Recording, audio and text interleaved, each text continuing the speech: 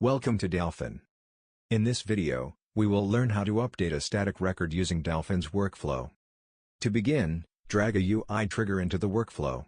Add a title and description, then select the method, menu, and window where you want to place the trigger. Once configured, click the Save button. Next, navigate to the Data Operation Events section, where you'll find the Update a Static Record event. Drag it into the workflow playground and enter a title and description. Then, select the system and source type.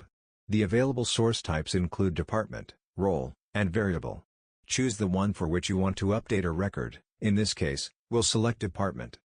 Now, select the record you want to update. You can do this statically by selecting a specific record or dynamically by carrying data from other nodes. Now, add the name and description for the record. These fields can be populated in multiple ways. By prompting the user for input. By carrying data from other nodes. By using variables. By adding static data manually. Once the fields are set, connect the event block to the start and end nodes. Then, publish the workflow. Finally, go to the window where you added the trigger and execute it. After execution, the department record will be successfully updated.